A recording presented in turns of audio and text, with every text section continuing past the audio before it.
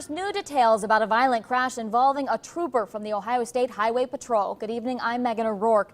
This is a story we've been digging into for weeks. Now we've discovered that some think the trooper is to blame for the crash. Jordan Burgess is live with why that's tonight's top story.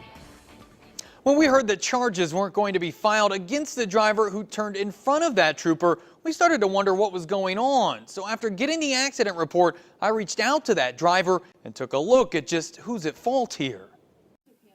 That's the reaction that Daniel and John Hardin and their family have to this video we've been requesting for weeks. It's the cruiser cam that shows State Trooper Paul Coates crashing into the Hardin's car as they tried turning onto Shakertown Road from US 35. I know how much room it takes to turn, and I had sufficient room. Both John and Daniel were seriously injured in the crash. John had his jaw wired shut for weeks, while Daniel broke his third vertebrae and now wears a neck brace. I was told that if it was the first or second, I could be paralyzed or dead, so I mean, I'm happy to be okay. The Hardins and their lawyer, Michael Wright, feel Trooper Paul Coates is to blame for the wreck.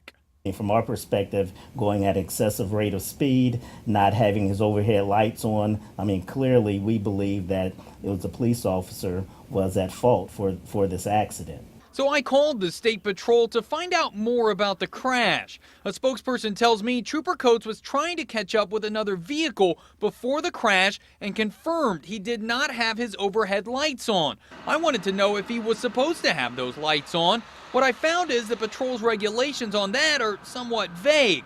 They state the use of emergency warning equipment is not required while overtaking or intercepting a violator unless existing traffic, road, or weather conditions render it reasonable and prudent to use such equipment. The other big unknown is how fast the trooper was going. I'm told that part of the report isn't finished yet.